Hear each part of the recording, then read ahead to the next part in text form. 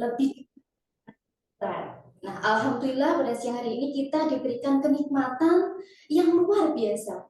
Nah, berkat limpahan rahmat hidayah dari Allah Subhanahu wa taala sehingga kita bisa berjumpa di podcast Alumni Talk pada siang hari ini. Nah, teman-teman, alumni dan mahasiswa PGSD UMK, alhamdulillah pada kesempatan hari ini saya Syifa Salsabila Nauha diberikan kesempatan untuk menjadi host bersama narasumber kita oleh Ibu Syarifah Afsantin SPD MPD. Nah, bisa kerap dipanggil dengan Bu Titin. Iya. Oke, teman-teman. Nah, beliau ini di tengah kesibukannya rela-rela bela-belain untuk diskusi bareng kita nih dalam acara podcast di siang hari ini. Nah, teman-teman semuanya, saya ucapkan banyak terima kasih telah join dalam pelaksanaan podcast di Studio Wacana pada siang hari ini, di mana topik pada siang hari ini yaitu tentang penerapan disiplin positif melalui segitiga restitusi. Nah, maka sebelum itu saya akan membacakan CV dari narasumber kita pada siang hari ini.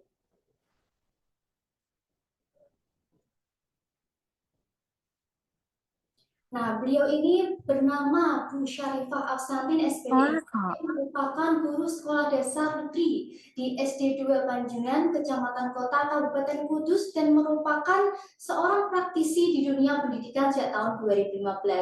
Nah, riwayat pendidikan beliau mulai dari SD di Kudus, Bu? Yes. Di SD 1 Muhammadiyah Kudus dari tahun 99 sampai 2005, kemudian lanjut di SMP 1 Kudus 2005 sampai 2008, kemudian melanjutkan lagi ke SMA 1 Kudus di 2008 sampai 2011. Kemudian lah kita sama nih teman-teman, kita sama Bu Titin juga sama di Universitas Mulia Kudus. Nah, selain S1, Bu Titin juga melanjutkan S2 di Universitas Mulia Kudus. Nah, ini kita harus juga bisa mengikuti jejaknya gitu mungkin. Iya, betul sekali. Nah, selain itu, Bu Titin juga pernah PPG ya, Bu? Iya. Di Universitas Pendidikan Ganesha. Nah, Bu Titin ini menjadi guru honorer pada 1 Oktober 2015 sampai 28 Februari 2019 di SD 3 Singocandi. Nah, kemudian lanjut PNS guru kelas 3, alhamdulillah Ibu 11 Maret 2019 1 Maret. Oh, nggih, 1 Maret 2019 sampai dengan 31 Juli 2021 di SD 3 Singocandi. Kemudian Bu Titin juga PNS guru kelas 1 di SS1 Agustus 2021 sampai dengan 10 Januari 2023 di SD 2 Demaan. Nah, kebetulan ini SDPLP saya, Bu. Oh, gitu ya? Nah, di sini berapa itu? Baru kemarin. Iya. Nah, kemudian Bu Titin juga PNS guru kelas 5 10 Januari 2023 sampai sekarang di SD 2 Panjengan. Nah, beliau ini juga merupakan juga sebagai guru penggerak nih angkatan 7 dari Kabupaten Kudus. Oke. Nah, by the way, Bu, peran guru ini kan sangat luar biasa sekali, nggih. Nah, guru tidak hanya mentransfer ilmu saja, namun juga mengarahkan siswanya agar menjadi pribadi yang lebih baik, baik secara tindakannya maupun ucapannya. Nah, guru dikatakan berhasil jika anak didiknya mengalami perubahan dari yang sebelumnya begini jadi yang lebih baik lagi. Nah, untuk mencapai tujuan tersebut nih Bu, kita akan kita kupas tuntas bersama Bu Titin bagaimana tips dan triknya melalui penerapan disiplin positif melalui segitiga restitusi. Nah, teman-teman pasti nggak sabar ya kita diskusi bareng Bu Titin. Oke, langsung saja Bu Titin kita mulai diskusinya. Baik, terima kasih Mbak Syifa ya. Saya panggilnya Mbak, nggak apa-apa ya Mbak ya. Masih muda ya. Ya, alhamdulillah ya teman-teman pada siang hari ini Bu Titin tadi sudah diperkenalkan sama Mbak Syifa bisa hadir di Studio Wacana PGSD Universitas Mulia Kudus. Nah, alhamdulillah sekali. Meskipun tadi Mbak Syifa sudah memperkenalkan saya, bukan saya memperkenalkan 2021. FS mana? Nah, 2021 aslinya sih. Gini Mbak, tak kenal maka tak Iya. sayang. Iya bener ya. Tapi kalau Bu Titin makin kenal makin disayang gitu. Iya, nama Bu Titin, nama lengkapnya Syarifah Alsantin. Biasa dipanggil dengan nama Bu Titin. Saya ini merupakan guru PNS dari SD 2 Panjunan dan kebetulan pada tahun ini mengampu kelas 5 dari tahun 2023, 10 Januari 2023 hingga sekarang. Nah, ini ada kalau teman-teman dari PGSD UMK kalau mau nge-save ya, menyimpan nomornya Bu Titin atau nanti misalnya Bu saya ini pengen lebih tanya-tanya lebih lanjut nih Bu, kalau soalnya di apa kegiatan kali ini di podcast hari ini tuh kurang lama, gimana bisa boleh silakan disimpan nomor WA-nya Bu Titin ada di 085 642 256 253. Hanya WA saja ya teman-teman ya, karena kalau di telepon sudah tidak aktif, jadi aktifnya hanya di WA saja Mbak Siva. Sama nomor saya juga gitu Bu. Gitu ya.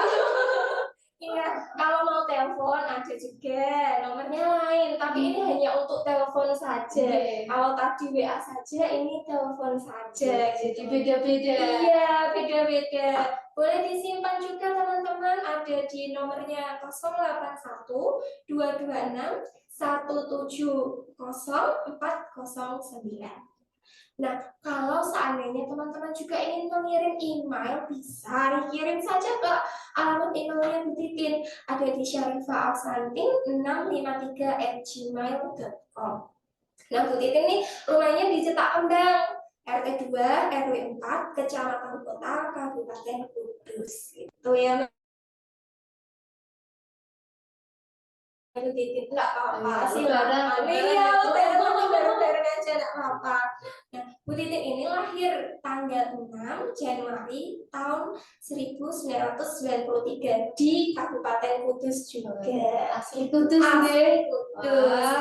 Nah, kebetulan juga Bu Titin ini alumni angkatan ketiga dari PGSD UMK gitu.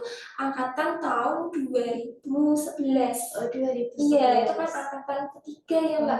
Yang angkatan pertama kan 2009, 2010, terus 2011. Nah, itu Bu Titin masuk di tahun 2011 gitu Mbak. Terus setelah lulus dari UMK, nah di sini tuh di UMK tuh Bu Titin punya cerita. Mungkin bisa untuk motivasi teman-teman yang lain. Bu Titin ini di UMK dulu selesai alhamdulillah 7 semester. Alhamdulillah. Iya, lulusnya 3,5 tahun. Alhamdulillah. Kalau kita contoh nih teman-teman. Iya. Gimana nih Bu? Tipsnya biar lulus semester ya 3,5 tahun. Ini alhamdulillahnya tuh Bu Titin memang senang banget berkegiatan. Entah itu kegiatan sosial, entah itu belajar itu senang dulu ya. Saya hobinya tuh baca novel teen lead. Tahu nggak novel teen lead? Belum tahu. Belum tahu. Itu novel zamannya Bu Titin masih SMA, itu novel-novel teen lead, seneng baca gitu kan ya Mbak. Saya juga punya motivasi, orang tua saya udah bekerja, capek-capek bekerja, kok saya kuliah kok hanya kuliah saja, maksudnya kayak biasa gitu loh, nggak ada kayak dorongan untuk berbuat hal yang lebih gitu kan. Padahal kan kita udah dibiayai banyak banget sama orang tua kita ya Mbak ya. Alhamdulillah juga udah dikuliahin sampai S1 ya. Nah, gimana nih kita itu bisa memberikan hal yang positif yang untuk membanggakan kedua orang tua kita. Nah, Bu Titin tuh punya motivasi yang sangat kuat. Gimana caranya saya itu bisa dapat nilai yang A. Pokoknya kalau saya nggak bisa dapat nilai A, saya nangis sampai rumah. Saya rasanya kayak menyesal. Ya Allah, kok saya nggak bisa dapat nilai A gitu. Terus akhirnya kan nih sampai 7 semester ya Mbak, ini pengalaman ya, cerita pengalaman, bukan berarti Bu Titin sombong atau bagaimana, bukan ya. Nah, biar bisa dicontoh untuk motivasi adik-adik semuanya ya, anak-anak UMK yang masih kuliah gitu ya. Di semester 7 itu Bu Titin selain kuliah semester 7 paginya tuh kuliah, siangnya Bu Titin itu KKN. Waktu itu ada KKN vokasi. Nah kebetulan tempat KKN-nya Bu Titin tuh ada di Pati. Jadi pagi Bu Titin harus ke kampus kuliah semester 7, siangnya balik ke Pati untuk KKN. Itu kayaknya sekitar bulan November Desember itu Mbak kayaknya itu. Jadi harus benar-benar gimana ya, ekstra tenaganya harus disiapkan kuat, manajemen waktunya juga harus di manajemen sebaik mungkin ya, biar apa namanya nggak kebablasan untuk hal yang nggak positif itulah maksud saya seperti itu. Nah setelah itu saya juga ini buat proposal skripsi di semester 7 itu. Jadi langsung manajemen waktunya saya itu gini, pagi kuliah, siang balik lagi ke sana untuk KKN, malamnya setelah program kerja itu terlaksana, kita buka laptop, ngerjain proposal, ngejar deadline gimana caranya bisa lulus 7 semester gitu. Alhamdulillah bisa lulus 7 semester. Ya, alhamdulillah. Disiplin, harus disiplin. Sama nih kayak tema atau topik yang kita angkat pada siang hari ini ya, disiplin itu ya. Nah setelah itu nggak hanya waktu kuliah saja Mbak, waktu Bu Titin udah kerja di SD 2 waktu itu, Bu Titin juga termotivasi, saya ingin kuliah ambil S2. Ya, akhirnya tahun 2021 saya ambil kuliah S2 itu juga di UMK kita tercinta ya. Terus setelah itu Bu Titin alhamdulillahnya juga tahun 2022 kuliah S2-nya belum selesai, di tahun 2022 dapat panggilan PPG. Berarti Daljab. Iya, kalau udah jadi PNS itu kan PPG-nya Daljab ya. Wah ini benar-benar gimana ya, kita harus bisa membagi waktu sebaik mungkin. Ada kerjaan yang memang jadi tanggung jawab kita ya Mbak ya. Terus ada kuliah yang kita ambil karena kita pengen meningkatkan kompetensi kita sebagai guru, dan alhamdulillah dapat panggilan PPG. Harus gimana caranya manajemen waktu ya. Terus delalah juga, delalah itu bahasa Indonesianya apa ya Mbak? Kebetulan gitu ya, kebetulan juga ya. Tahun 2022 juga ada seleksi guru penggerak. Jadi ada banyak kegiatan di tahun 2022 itu. Ya gimana caranya kita untuk memanajemen waktu sebaik mungkin sehingga kita bisa meningkatkan kemampuan diri kita gitu ya teman-teman dari PGSD UMK. Jadi nggak usah bingung kalau misalnya banyak kegiatan, aku capek kayak gini, nggak kayak gini. Jangan. Itu jadikan itu kecapean kamu, jadikan kegiatan-kegiatan kamu itu suatu hal yang positif dan meningkatkan kapasitas kamu sebagai mahasiswa yang nantinya kamu akan terjun di dunia pekerjaan. Itu nantinya bisa menjadi guru atau bisa menjadi ada semacam pembelajaran hidupnya gitu. Terus semangat ya. Bu Titin doakan teman-teman semuanya dari PGSD UMK bisa lulus 7 semester. Amin. Dengan IPK kumlot ya Mbak. Amin. Tetap semangat ya adik-adik. Iya, panggilnya adik-adik atau mbak-mbak atau mas-mas ini? Teman-teman ini ada yang cowok. Oh gitu ya, teman-teman PGSD UMK. Baik, untuk perkenalan diri cukup ya Mbak ya, makin kenal makin sayang ya Mbak ya sama Bu Titin ya.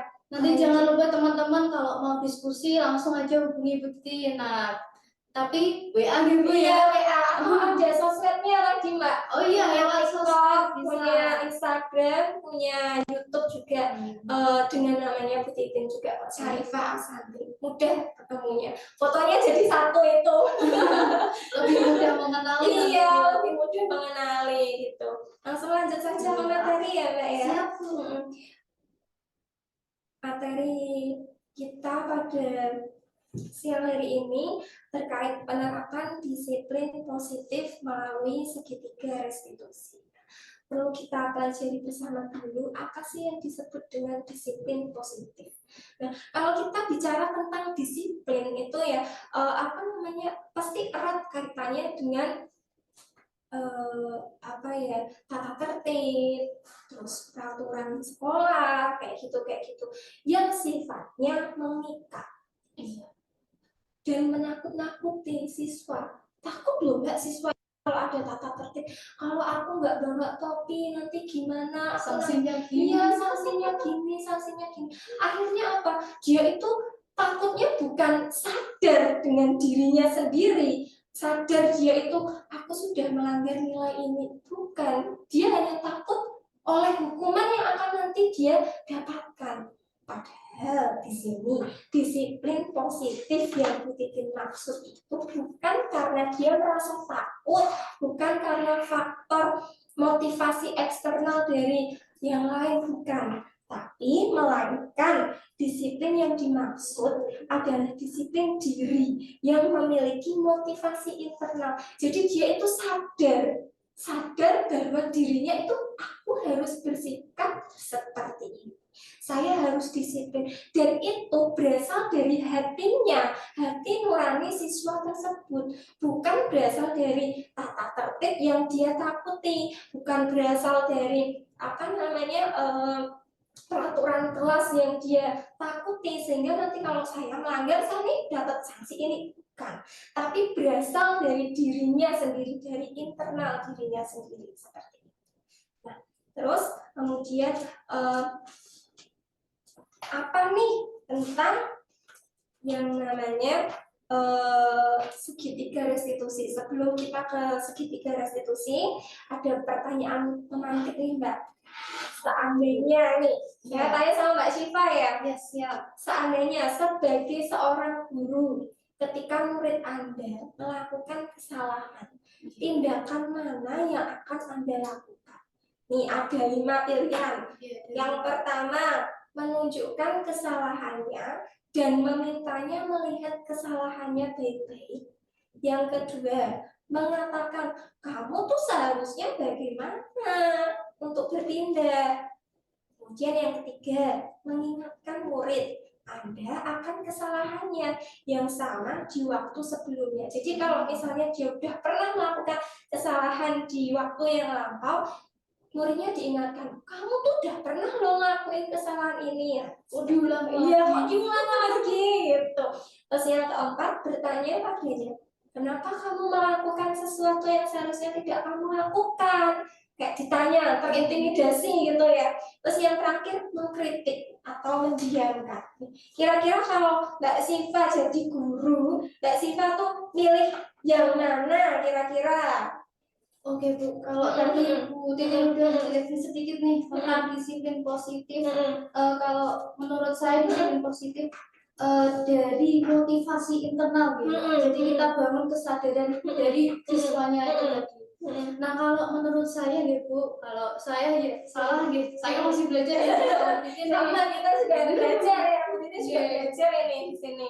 Saya pilih yang nomor 4 Bu. Pertanyaan kenapa kamu melakukan sesuatu yang seharusnya tidak kamu lakukan. Nah, kenapa saya pilih itu karena menurut saya pertanyaan itu membuat siswanya itu berpikir, kira-kira kenapa ya saya lakuin itu? Kira-kira saya lakukan benar apa salah ya? Gitu ya. Sementara itu dulu. Ya. Iya, kalau Bu Titin ini intinya kalau ada siswa yang salah, kita tuh jangan mengucilkan dia atau gimana ya untuk membuat mereka itu merasa kayak bersalah banget, udah gagal banget gitu, jangan. Karena apa? Karena hal tersebut tidak baik untuk perkembangan psikologis anak tersebut atau sosial emosionalnya anak tersebut gitu. Jadi jangan dilakukan untuk menyudutkan. Kamu tuh salah gini, enggak. Jangan seperti itu. Nah, lalu gimana nih caranya kita agar anak tersebut tetap disiplin? Bagaimana gitu kan? Bagaimana caranya? Nah, caranya ada kita membuat bisa di next slide-nya, dengan membuat keyakinan kelas. Iya, keyakinan kelas. Ini keyakinan kelas itu kalau dari Bu Titin ya gini, keyakinan kelas atau kesepakatan kelas bisa kita buat ketika kita awal pertemuan. Jadi ketika murid Bu Titin kelas 5 baru awal masuk ke kelas 5 gitu. Dari masing-masing siswa tersebut nanti akan muncul nih ide-ide atau gagasan-gagasan yang akan mereka yakini untuk kemudian kita jadikan keyakinan kelas tersebut sebagai kesepakatan kelas. Jadi dari semua siswa nih, misalnya ada 30 siswa, ya semuanya kita tanyain. Kita membuat kesepakatan kelas untuk kelas 5 yang tentunya sudah kita buat bersama-sama, tentunya kita harus lakukannya bersama-sama gitu. Nggak boleh nanti misalnya aku nggak pengen buat itu, enggak, kita harus sepakati itu bersama. Oleh karena itu kita buatnya bersama-sama di awal semester. Nah, kalau Bu Titin nih kemarin itu Bu Titin bagikan sticky note yang kecil-kecil warna-warni itu kan ya, satu-satu saya kasih satu-satu seperti itu ya Mbak ya. Nah, mereka tuh tulis. Ketika nulis sudah tak suruh tempel di papan tulis gitu ya. Kadang kan ada anak yang seperti ini ya. Maksudnya sama, tapi kosakata yang mereka susun itu berbeda. Padahal maksudnya sama ya kan. Nah, terus gimana caranya? Kita sebagai guru betul tadi awal waktu Mbak Siva pembukaan awal, kita tuh sebagai guru bukan hanya mentransfer ilmu saja, enggak. Sekarang ilmu itu bisa kok siswa dapatkan dari internet, dari cari di YouTube, googling bisa kan? Kita lebih ke fasilitasi anak saja, menjadi fasilitator di kelas untuk siswa gitu. Nah, kita fasilitasi, kita baca satu-satu. Nah, ketika memang ada muncul kalimat yang intinya sama, kita kelompokkan nih, kita kelompokkan. Perlu diingat ketika kita mau membuat keyakinan kelas itu kalimatnya jangan bernada yang negatif. Oh gitu. Iya, harus bernada yang positif. Misalnya seperti ini. Ada anak nih nulisnya seperti ini.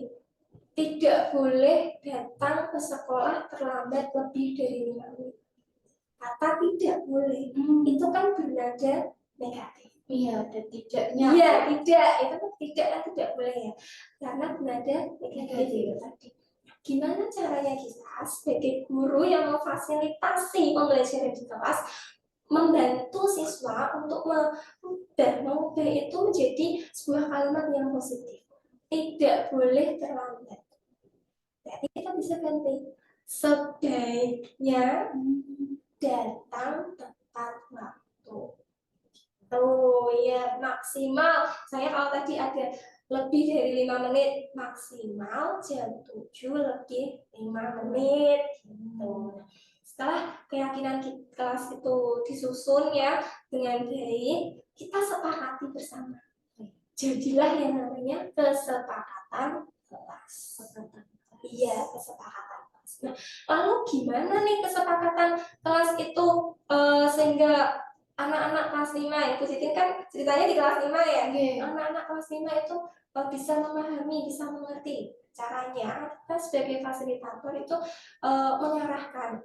Kita buat yuk yang bagus, kita ketik atau kita tulis tangan, kita beri hiasan, setelah itu kita tempelkan di dinding kelas 5 itu, sehingga kan yang lainnya juga bisa membacanya setiap hari.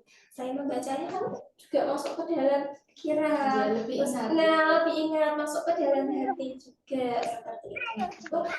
Terkait kedisiplinan, caranya yang pertama adalah dengan membuat keyakinan kelas yang sudah kita sepakati sehingga menjadi kesepakatan kelas. Lalu gimana kalau seandainya dari anak-anak kelas 5 itu kok ada yang melanggar kesepakatan kelas yang sudah kita sepakati bersama. Lalu gimana itu? Next bisa dilanjut itu. dengan cara restitusi. Sih bertanya-tanya apa sih namanya restitusi itu ya kan? Baru dengar ya?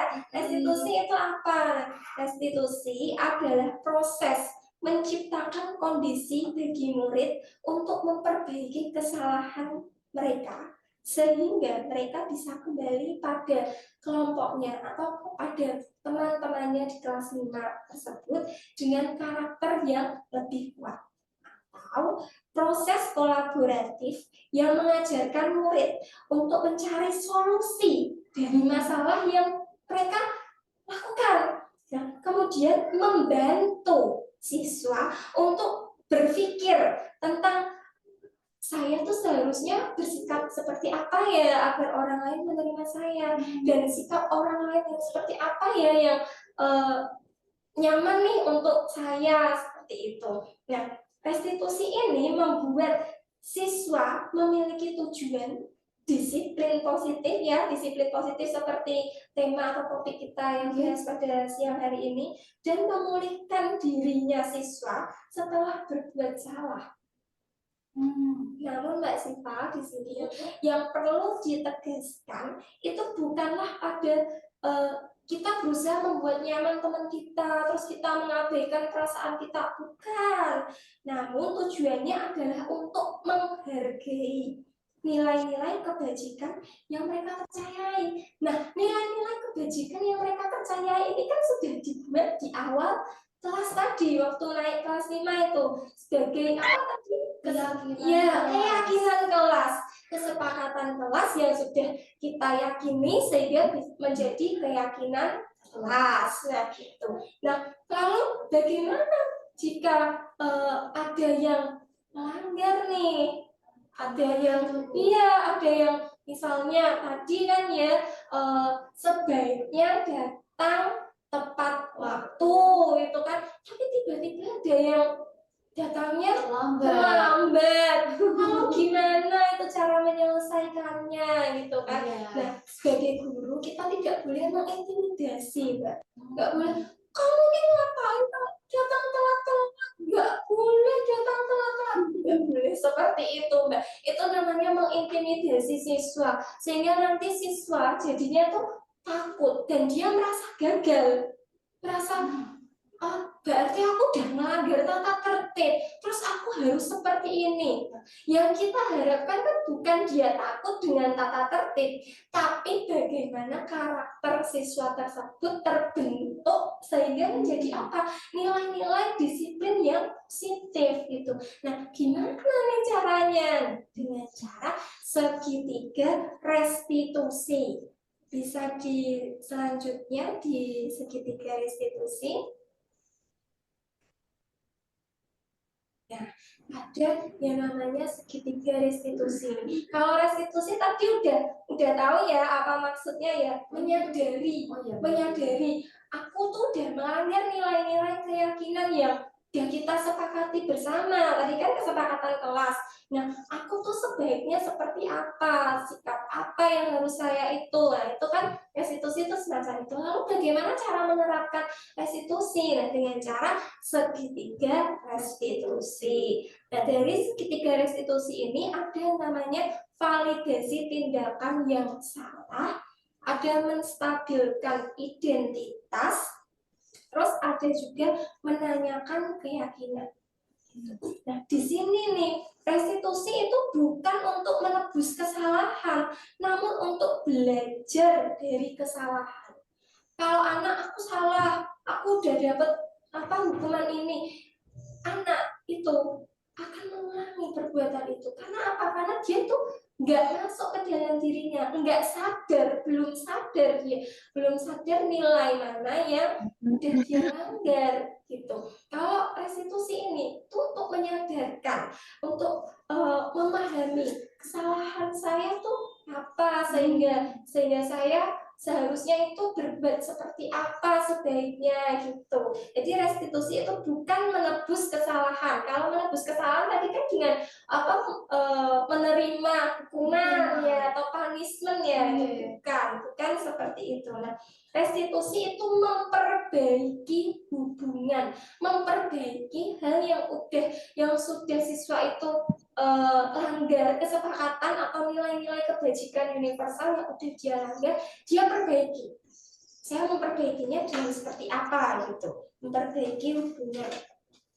Terus kemudian restitusi itu menuntun siswa untuk melihat ke dalam dirinya, untuk menyadarkan. Fungsinya itu untuk menyadarkan. Susah loh Mbak untuk menyadarkan siswa itu. Tanya, iya Bu saya salah, tapi dia nggak sadar apa yang udah dia lakukan, kesalahan apa yang udah dia lakukan, dia nggak sadar gitu kan. Nah, nilai disiplin positif di sini itu untuk membantu siswa menyadarkan, sadar akan apa yang udah dia lakukan, apa yang udah dia perbuat gitu. Nah, dengan cara segitiga restitusi ini gitu Mbak. Dan segitiga restitusi ini itu tidak kaku, tidak melulu misalnya diawali dari validasi tindakan yang salah, terus lanjut menstabilkan identitas, lanjut menanyakan keyakinan, enggak seperti itu Mbak.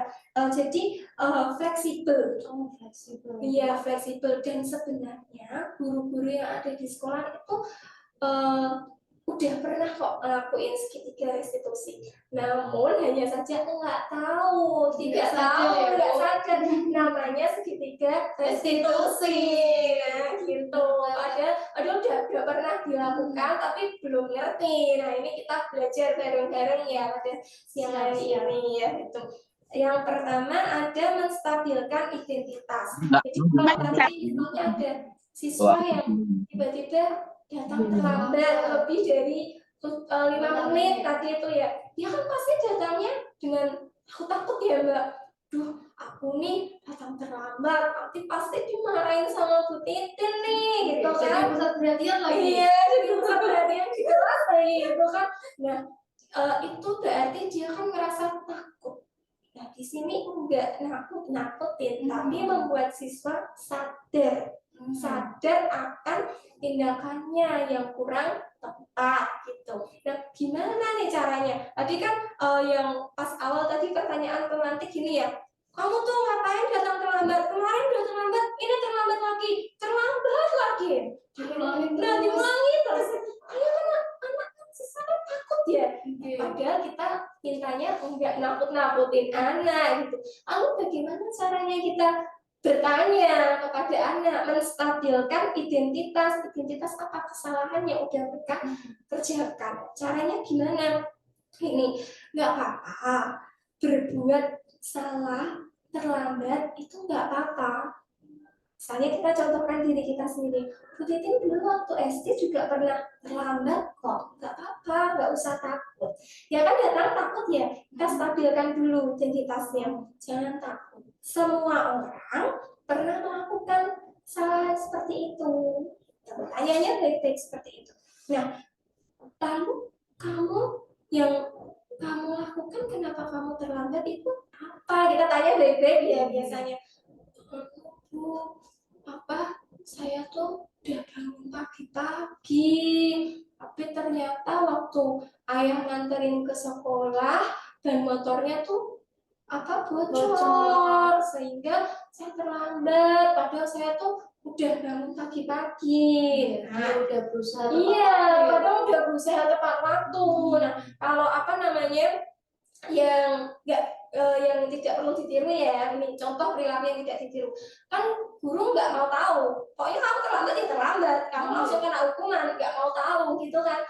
Sekarang nggak boleh, di kurikulum merdeka nggak boleh. Jadi biarkan dia menceritakan sebabnya terlambat itu kenapa gitu. Benar, sebabnya terlambat itu kenapa itu kita tanyakan. Nah, terus ketika dia masih nggak mau ngomong kenapa kok terlambat, kita baik-baikin dulu. Nggak apa-apa, terlambat itu hal yang biasa. Namun sebabnya apa dulu? Nah, tadi kita identitas. Lalu langkah yang kedua, segitiga restitusi yang kedua yakni validasi tindakan yang salah. Kita memvalidasi tindakan apa yang sudah dilakukan oleh siswa, kesalahan apa yang sudah dilakukan oleh siswa. Katanya baik-baik. Kamu pasti punya alasan kan kenapa datang terlambat gitu. Nggak dong langsung terlambat gini silakan kerjakan ini di luar gitu. Katanya baik-baik. Kamu pasti punya alasan kan kenapa kamu terlambat hari ini. Coba ceritakan sama Bu Titin. Kita baik-baik seperti itu. Dia cerita, saya terlambat kayak ini Bu, kayak ini. Kamu boleh hari ini boleh terlambat. Kita kan kasih pengertian. Kamu hari ini boleh terlambat, akan tetapi kalau diulangi lagi, apakah dampaknya akan merugikan kamu? Ya pasti akan berpikir, oh iya tentu akan merugikan saya. Apalagi kalau jam pertama matematika, nggak mendengarkan penjelasan guru kan bingung ya kalau pelajaran matematika datang terlambat di tengah penjelasan dari guru, aduh ini tadi awalnya tuh apa gitu kan ngerti gitu. Nah iya Bu, kalau saya datang terlambat lagi otomatis saya akan ketinggalan materi gitu. Nah berarti lain kali harus gimana gitu. Itu validasi tindakan. Jadi dia udah sadar kalau saya terlambat dan dia itu mau berusaha untuk memperbaikinya. Berusaha untuk memperbaikinya itu terkait dengan keyakinan kelas yang udah kita buat sebelumnya. Kan tadi awal masuk kelas 5 kan udah buat keyakinan kelas ya. Keyakinan kelas udah jadi kesepakatan kelas gitu kan. Katanya, kamu ingat kan dulu waktu awal-awal kelas 5 kita buat apa? Ingat Bu, kita buat keyakinan kelas, terus kita jadikan kesepakatan kelas kan gitu. Ya, terus kalau kamu nih hari ini terlambat, saya bagaimana? Kan bilang gitu. Nah, gini Bu, menurut keyakinan kelas yang sudah kita sepakati bersama, kan tidak boleh terlambat. Jadi, saya minta maaf Bu, saya tidak akan mengulanginya lagi gitu. Ya, siap, tidak boleh mengulanginya lagi. Lalu bagaimana tindakan kamu selanjutnya? Kalau seandainya dia kan pasti akan berpikir ya, berpikirnya tuh dari hati, bukan karena dia takut atas hukuman, bukan. Dia berpikirnya dari hati. Gini Bu, seandainya nanti kalau kejadian seperti ini lagi, ban motornya ayah bocor, mungkin saya bisa misalnya naik ojek online atau ya naik Grab, atau saya ambil sepeda saya di rumah, saya naik sepeda sendiri gitu, bisa seperti itu, sehingga dia meyakini loh kesepakatan kelas yang udah dia yakin itu dia jaga baik-baik dalam hati, kan terinternalisasi gitu. Nah seperti itu Mbak. Terus terkait keyakinan kelas ini itu juga di kurikulum Merdeka, saya lupa tadi sedikit menyampaikan, di kurikulum Merdeka itu sebenarnya ada nilai-nilai kebajikan universal yang kita yakini. Apa tuh? Dimensi profil pelajar Pancasila. Nah, ada 6 dimensi ya. Beriman dan bertakwa pada Tuhan Yang Esa dan berakhlak mulia, berkebinekaan global, gotong royong mandiri, kreatif dan bernalar kritis. Nah, harapannya 6 dimensi profil pelajar Pancasila tersebut akan terinternalisasi ke dalam diri siswa. Jadi bukan hanya sekedar tulisan yang dipajang bagus itu enggak, tapi harapannya akan terinternalisasi sehingga menjadi karakter dari siswa tersebut masuk ke dalam jiwa siswa, masuk ke dalam jiwa siswa gitu. Jadi tujuannya segitiga restitusi itu seperti itu, bukan hanya sekedar tata tertib. Tata tertib tuh saya yakin kalau ada tata tertib pasti banyak anak yang melanggar. Iya, kalau dibuat malah dilanggar. Iya, kalau dibuat pasti dilanggar. Beda kalau dia sadar dari dalam dirinya sadar. Oh, saya tuh harus seperti ini. Itu kan namanya sadar ya. Akhirnya apa? Nilai-nilai disiplin positif tersebut akan menjadi sebuah karakter yang baik dan tercermin menjadi perilaku siswa gitu. Nah, lanjut ya. Slide selanjutnya. Iya, bisa di slide selanjutnya. Nah, ini jadi urut-urutannya itu seperti itu. Dari kita awal masuk ke kelas gitu ya, di kelas 5 kita buat keyakinan kelas dulu. Setelah kita buat keyakinan kelas, kita pilih-pilih kan ya, kita susun dengan kalimat yang bernada positif tadi ya. Setelah menjadi udah kita sepakati, jadilah kesepakatan kelas. Boleh kesepakatan kelas itu boleh kita tulis tangan, kita hiasi, boleh juga. Anak-anak sekarang kan udah pandai main smartphone ya Mbak, udah pandai juga main laptop. Boleh kita ketik pakai Canva atau kita ketik keyword, kita kasih hiasan-hiasan, boleh, tergantung kreativitas anak. Kita sebagai guru nggak boleh membatasi kreativitas anak. Karena apa? Kreativitas itu kan masuk ke dalam nilai kebajikan profil pelajar Pancasila itu tadi ya. Nah, iya, tergantung siswa mau apa, kita harus sebagai guru harus memfasilitasi. Setelah menjadi keyakinan kelas, lalu kalau ada siswa yang melanggar keyakinan atau kesepakatan kelas bersama itu, kita nggak langsung menyudutkan siswa sehingga mereka itu merasa gagal dan bersalah. Enggak, kita menyelesaikan masalah dengan cara segitiga restitusi tersebut. Ketika segitiga restitusi sudah berjalan dengan efektif dan siswa itu meyakini kesalahannya, menyadari kesalahannya, dan mau berbuat lebih baik sehingga mendatangkan karakter-karakter positif dalam dirinya, jadilah nilai disiplin positif yang terinternalisasi dalam dirinya. Gitu. Penting untuk menanyakan ke anak kehidupan seperti apa sih yang nantinya akan mereka inginkan gitu, dan mereka tuh harus bertanggung jawab gitu Mbak dengan kehidupannya, dengan perilaku yang dia gitu. Iya, sama perilaku. Segitiga restitusi ini anak itu bertanggung sadar dulu, sadar atas kesalahannya. Kita sudah sadar, mereka itu akan kalau gini tuh aku harusnya bersikap seperti ini.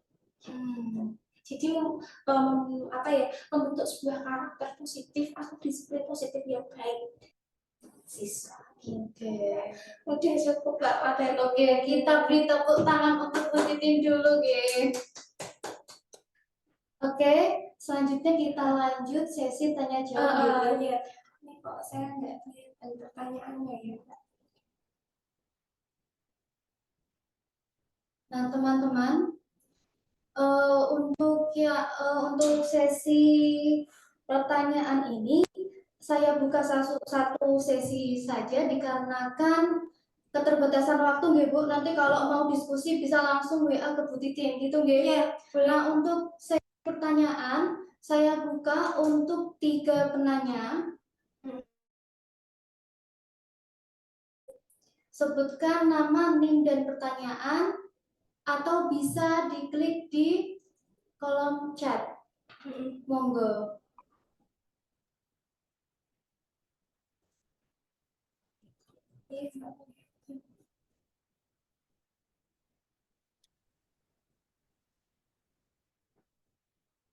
Bisa di zoom lagi. Bisa di room Zoom-nya, Mas.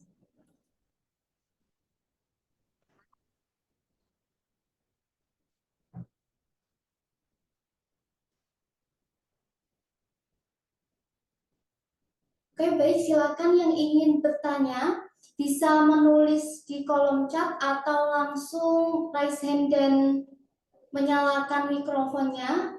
Jangan lupa kameranya ya, teman-teman. Nah, baik. Silakan.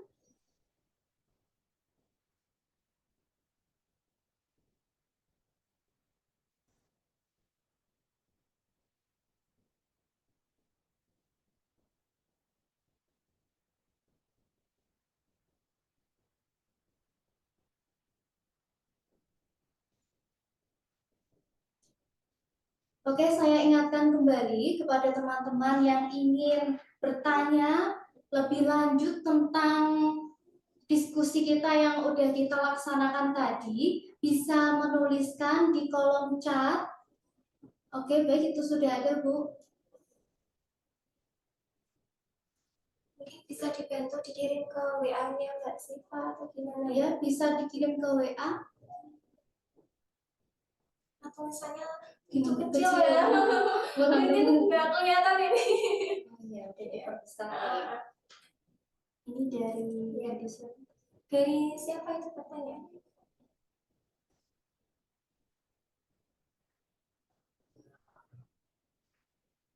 Nggak ada namanya. Oke, Langsung Cil. aja. Oke.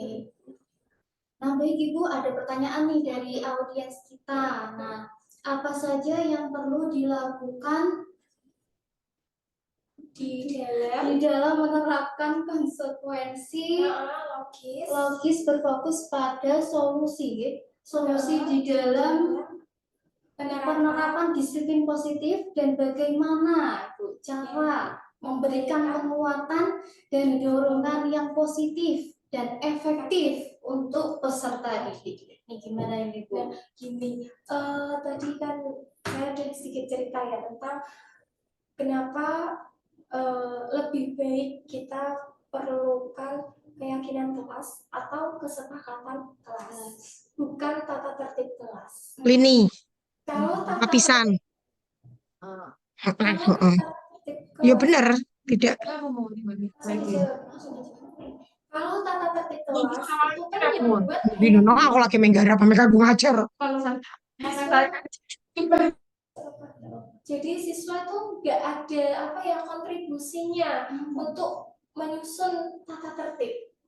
Jadi kalau misalnya nanti tata tertib itu kan dia kalau aku melanggar ini berarti aku nanti harus konsekuensinya ini. Dia tuh hanya takut gitu, bukan menginternalisasi ke dalam dirinya gitu. Jadi kita buat nih kesepakatan kelas. Nah, kesepakatan kelas ini kan berasal dari siswa. Siswa tanya satu-satu semuanya ya kan. Setelah kumpul kita kelompokkan dan kita buat kalimatnya yang kalimat positif, jangan kalimat yang negatif. Dan setelah itu kita keyakinan kelas ini kita buat untuk menjadi kesepakatan. Keyakinan kelas ini sudah kita sepakati sehingga menjadi kesepakatan kelas. Nah, udah kesepakatan kelas nih, yang buat siapa? Dari teman-teman loh, dari anak-anak siswa-siswa kelas 5 loh, ya kan? Masa iya udah ini loh kesepakatan ini yang buat itu kalian, kok kalian ngelakuin sendiri? Kan nggak mungkin. Beda dengan tata tertib. Tata tertib mereka nggak dapat apa yang namanya ambil bagian untuk menyusun tata tertib. Kalau tata tertib kan dari sekolahan, dari kepala sekolah dan guru-guru yang menyusun, ya kan? Mungkin ada yang dia nggak senang dengan tata tertib ini, makanya sehingga dia itu melanggar terus, ya kan? Ada yang seperti itu. Nah ini lain. Ini dengan cara membuat kesepakatan kelas dan kita jadikan sebuah keyakinan. Gitu. Sehingga apa? Sehingga mereka itu pasti akan konsekuensi dengan apa yang udah mereka tulis gitu. Makanya tadi Bu Titin tipsnya apa? Tulis yang bagus, tulis yang rapi, diberi apa namanya hiasan-hiasan, tempel di dinding paling belakang. Kalau bisa tulisannya jangan yang kecil-kecil. Kalau tata tertib sekolah kan tulisannya kecil. Males gitu. Kalau kesepakatan kelas yang menjadi keyakinan kelas, kita boleh berkreasi sesuai kreativitas mereka. Kita hias, kita tulis yang besar, sehingga mereka itu tiap hari membaca. Kalau tiap hari mereka membaca kan pasti gini, ini keyakinan yang udah kita sepakatin gitu. Nah itu tips dari Oke, itu ada jawaban dari Bu Titin kepada Mbak atau Mas ya tadi yang bertanya. Mungkin ada tanggapan atau sudah jelas? Gampang kok ini segitiga institusi itu kan. Yang penting apa? Enggak nyalahin siswa, enggak menyudutkan siswa. Biarkan mereka itu berbicara. Kalau dulu kan ya mohon maaf ya, dulu kan apa ya, siswa itu kayak disudutkan, kalau salah ya udah salah gitu kan. Iya. Terus mereka akhirnya apa, takut. Hanya takut yang mereka dapatkan, bukan kesadaran diri. Tapi kalau segitiga restitusi ini yang diharapkan adalah sadar, kesadaran Kesadaran diri. diri Nah siswa. iya gitu. Mungkin dari Mbak Siva nih ada pertanyaan untuk Bu Titin atau gimana? Itu Bu. Kalau misalnya kan kesadaran kelas sudah dibuat Bu. Iya. Kan anak kadang juga lupa, kadang bukan lupa sih,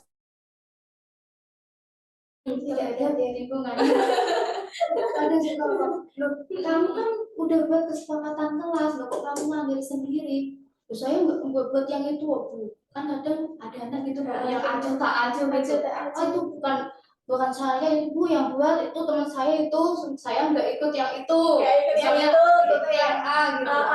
Ternyata nggak aku yang nulis gitu. Nggak aku yang nulis, itu gimana itu Bu? Oh gitu ya. Gini, kalau anak di sekolahan ini pengalaman saya ya, jadi Bu, kalau anak di sekolahan itu kok dia seneng cari-cari perhatian, dalam tanda kutip caper gitu ya, dengan gurunya ya.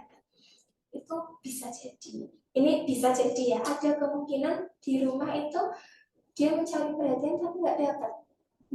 Akhirnya apa? Akhirnya dia mencari perhatian di sekolah. Nah, meruginya apabila cari perhatiannya dengan guru ini dengan tindakan yang negatif. Seperti tadi, aku kan nggak nulis, ngapain aku sepakat itu kan gitu kan. Nah, gimana caranya kita sebagai guru? Ini saya tegaskan lagi ya. Guru itu bukan hanya transfer ilmu. Guru itu perlu sabarnya lebih, perlu menjadi fasilitator, dan satu, perlu bisa menjadi seorang ibu. Untuk siapa? Untuk siswa di sekolahan gitu. Jadi kita harus kasih perhatian. Kita harus tanya baik-baik. Itu jangan menyudutkan. Tidak boleh menyudutkan. Iya, kuncinya itu kita tanya, kamu kok berperilaku seperti ini? Kenapa? Gitu. Makanya dia pasti akan bercerita. Ya gini Bu. Saya ada siswa dulu di kelas 4. Itu ini cerita ya, pengalaman ya. Di kelas 4 itu sikapnya tuh Masya Allah sekali. Sama gurunya kelas 4 pun tidak ada hormat-hormatnya, tidak ada. Bahkan ketika hal yang dia sukai dan menjadi apa ya, sebuah keributan di dalam kelas, kadang kan yang disukai siswa malah bikin onar ya, kayak protean lah, artinya dia naikin ke atas lah gitu kan, itu kan membuat keonaran di kelas. Diingatkan guru kelas 4, dia nggak terima. Terus dia melempar nih kursi dilempar ke guru kelas 4. Ya sampai kayak gitu, sampai terus ininya ditarik jeret gitu. Aku gini, ya Allah, itu nanti saya udah deg-degan, ya Allah, itu nanti kalau jadi murid saya di kelas 5 tuh gimana gitu kan. Saya juga deg-degan dong ya, nanti kalau saya apalagi ya kan baru ya tahun 2023 saya baru di SD 2 Januari. Saya gimana tuh? Alhamdulillahnya ketika saya kasih perhatian nih, tipsnya ya, dia itu di rumah dia berlaku seperti itu di sekolahan. Mungkin dia di rumah kurang, atau mungkin orang tuanya bekerja terus sampai rumah sampai malam ya kan, komunikasinya mungkin kurang gitu. Ya harusnya kasih waktu nih buat anak itu mau cerita sama kita, cerita kesehariannya dia, terus apa yang dia inginkan, apa yang dia sukai, apa yang dia harapkan nanti ini. Itu kan segitiga restitusi ya, kepinginnya dia itu apa. Terus kamu pengen ini, tindakan apa yang kamu lakukan, apa itu kan segitiga restitusi ya, dia akan menjawab sendiri. Ketika itu kan kita udah jalin komunikasi dengan anak tersebut. Ketika dia berlaku yang agak dalam tanda kutip tadi ya, tak ingatkan, ayo katanya kemarin pengen jadi anak yang bagaimana, dia senyum-senyum sendiri. Dan alhamdulillahnya di kelas 5 dia sama saya tuh malah bestian loh, temen ya, kayak gimana ya, kayak raket gitu loh hubungannya. Kalau saya kalau saya barangnya yang jatuh, dia cepet-cepet ke depan ambil, tuh ambilin gitu. Banyak perubahannya, saya alhamdulillah sekali dengan cara saya menerapkan ini loh, segitiga restitusi itu. Iya benar. Jadi jangan membuat anak itu merasa bersalah, jangan, sama sekali jangan, apalagi sampai dia tuh merasa gagal menjadi siswa, jangan, gagal menjadi siswa yang jangan seperti itu. Kita tanya dia tuh kenapa kok seperti itu, sumbernya apa, iya sebabnya apa, terus dia tuh pengennya bagaimana. Ketika dia menceritakan pengennya bagaimana, kamu pengen ini, terus tindakanmu untuk mencapai kepinginanmu itu bagaimana, kita kan harus tanya kayak gitu. Setelah kita gali, dia itu akan gimana ya, perubahan karakternya itu ada pasti. Ya gimana, kita harus perhatian, jadi guru tuh harus perhatian. Iya, kalau Apalagi guru SD. iya, guru SD perhatian dan sabar ya. Ngomong Bu. Iya, ngomong benar. Oke teman-teman yang ingin bertanya lagi, silakan bisa chat di kolom chat dengan menyertakan nama dan NIM. Oke Bu, sambil menunggu pertanyaan, mungkin ini juga menjadi salah satu pertanyaan dari audiens di Zoom. Ini kan diterapkan di semua kelas, gitu. Iya, bisa diterapkan di semua kelas, di kelas 1, kelas 2, kelas 3, sampai kelas 6 itu bisa.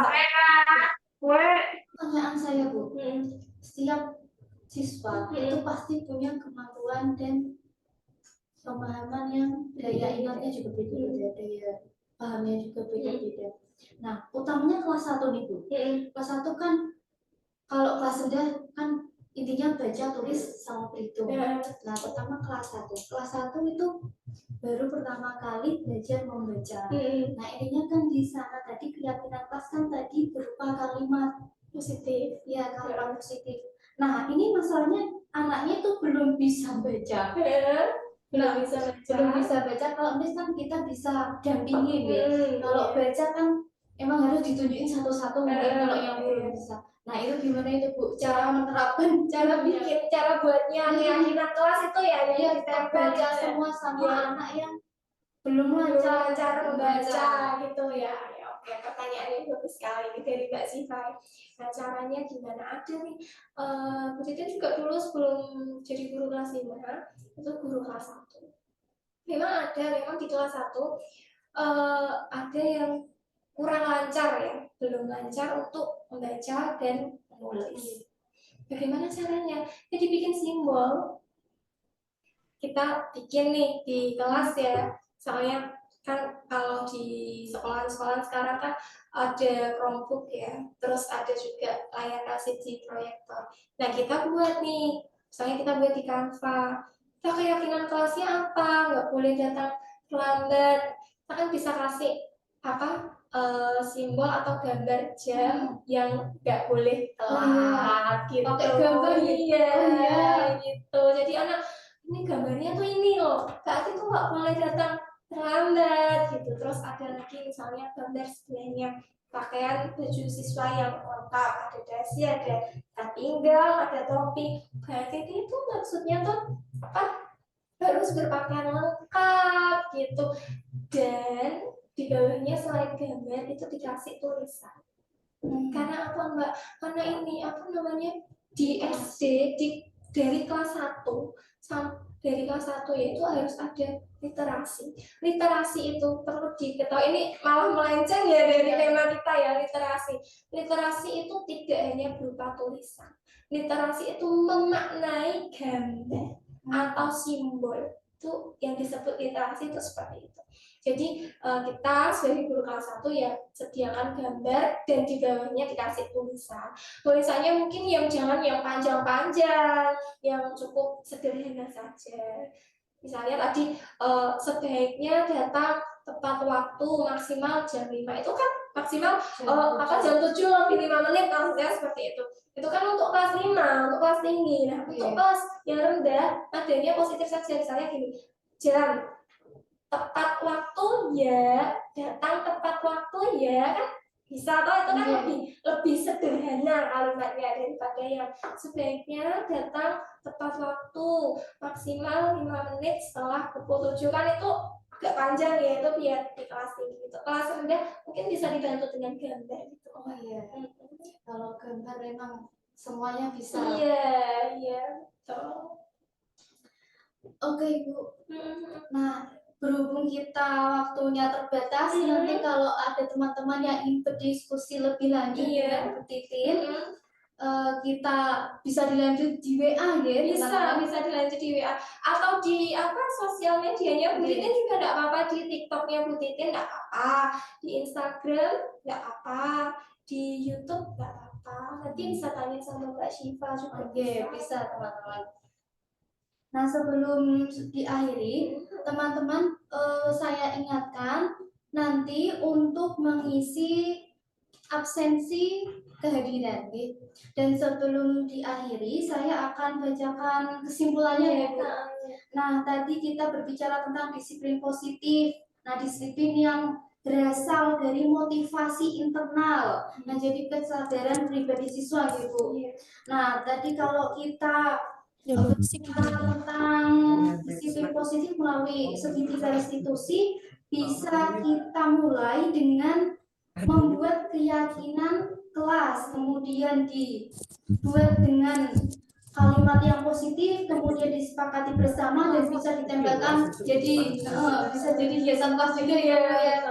Nah, kemudian kalau terjadi ada masalah mungkin sama siswanya, jangan langsung disudutkan. Iya, jangan langsung disudutkan. Jangan dibuat merasa bersalah dia, jangan gitu. Kemudian kita bisa atasi dengan menggunakan segitiga restitusi yang meliputi satu, menyetabilitaskan identitas, kemudian yang kedua validasi tindakan yang salah, kemudian yang ketiga menanyakan keyakinan.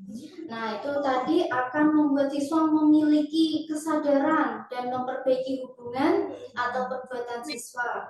Nah, sehingga dapat memunculkan disiplin positif siswa. Oke, sebelum kita akhiri, kita dokumentasikan terlebih dahulu. Oke, saya bantu untuk mendokumentasikan, J. Silakan teman-teman bisa di-on-kan semua kamera. Halo, Mas Baron, Mbak Putri, dan lain sebagainya. Ini teman-teman, monggo di-on-kan kameranya. Mas Ziyad, ayo teman-temannya di halo-halo. Oke, slide 1 sudah hampir semua di-on-kan. Slide 2, yo, slide 2. Yo, pasang wajah cantik. Oh, Mbak Sarah Nabila sudah standby nih. Oh. Iya, nah, yo pasang wajah cantiknya. Oke. Oke, Bu Diana hitungin dari sini ya. Hitung mundur. 3, 2, 1. Oke, slide 1 sudah. Lanjut slide 2. Yuk, slide 2 dinyalakan kameranya. Halo, slide 2. Yuk, 3. Ayo, ayo. Tanteng jilbabnya dibenerin dulu. 3, 2, 1. Slide 2 sudah. Kita lanjut di slide 3. Monggo slide 3.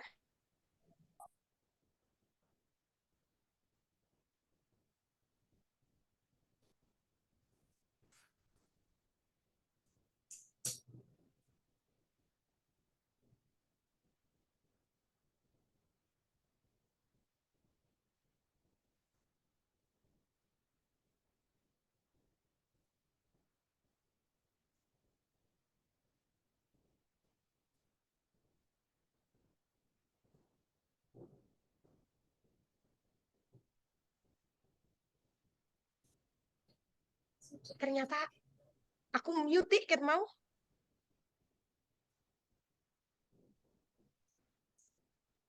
Oke, Mbak Sifas, sudah cukup dokumentasinya.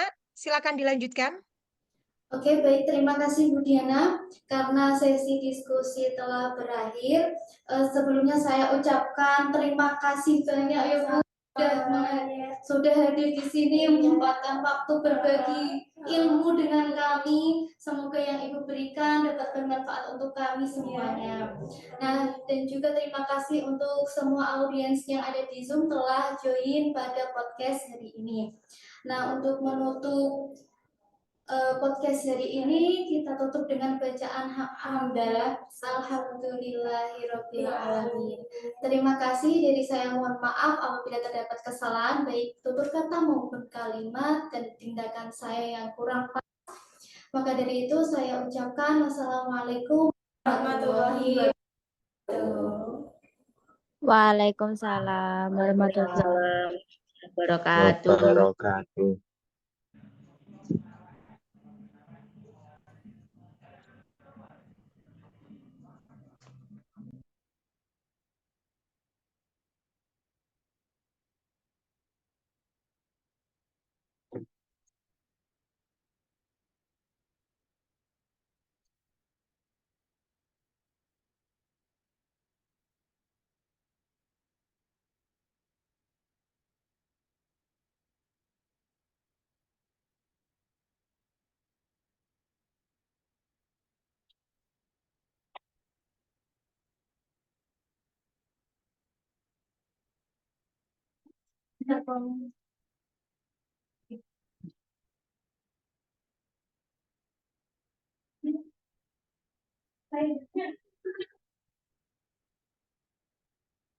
Baik.